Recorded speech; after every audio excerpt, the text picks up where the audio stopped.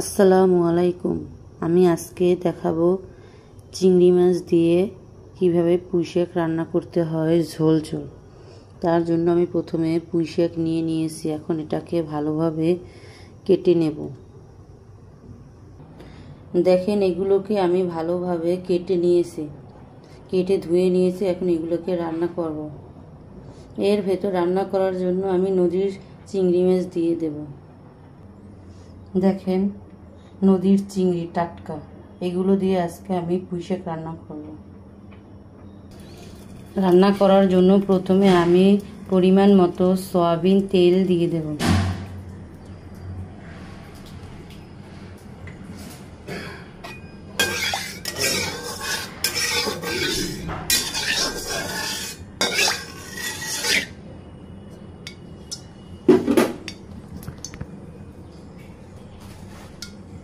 এটা গরম হয়ে গিয়েছে। এখন এর ভেতর আমি পরিমাণ মতো চিংড়ি মাছ নিয়েছি, সেই চিংড়ি মাছটা ভেজে নেব।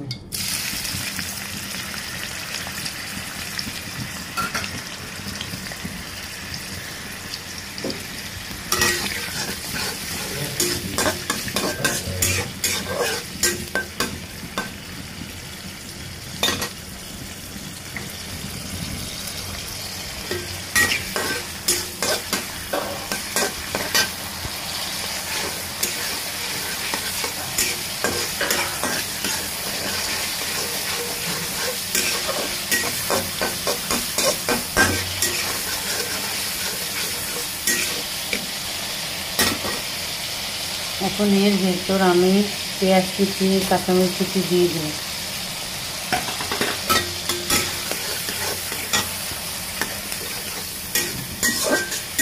এখন এটাকে একটু ভালোভাবে ভেজে নিতে হবে। এখন এর ভেতর আমি পরিমাণ মতো মশলা কষানোর জন্য পানি দিয়ে দেব।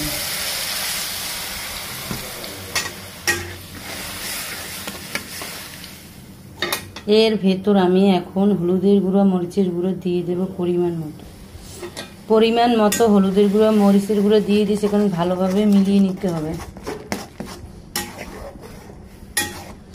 এর ভেতর পরিমাণ মতো লবণ দিয়ে দেব। এখন মশলাটা ভালোভাবে কষিয়ে নেব।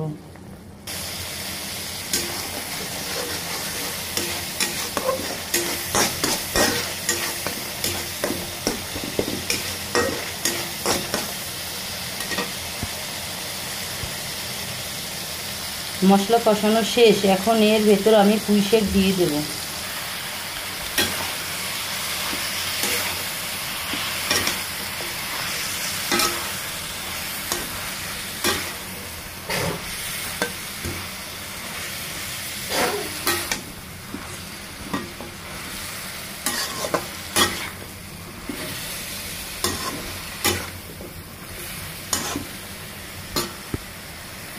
এখন এটাকে কষানোর জন্য 5 মিনিট ঢেকে রাখবো ঢাকনা দিয়ে।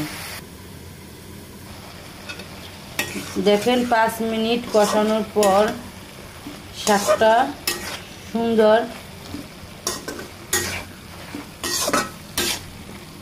সিদ্ধ হয়ে গেছে প্রায়। এখন এর ভেতর পরিমাণ মতো পানি দিয়ে দেব রান্না করার জন্য। পরিমাণ মতো পানি দিয়ে দিয়েছি রান্না করার জন্য। এখন 10 মিনিটের জন্য ঢাকনা দিয়ে ঢেকে রাখবো।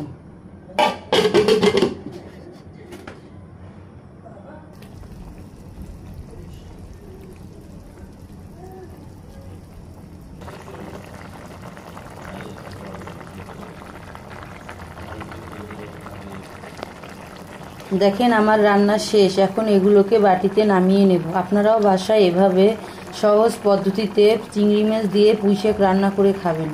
এটা খেতে খুবই সুস্বাদু হয়ে থাকে। দেখেন, আমি একটু ঝোল ঝোল রান্না করেছি, কারণ এটা খেতে খুবই ভালো লাগে ঝোল রাখলে। আপনারাও বাসায় একটু ঝোল ঝোল রান্না করবেন। আমার ভিডিও ভালো লাগলে আপনারা লাইক, কমেন্ট দিয়ে পাশে থাকবেন এবং সবাইকে শেয়ার করে দিবেন। আসসালামু আলাইকুম।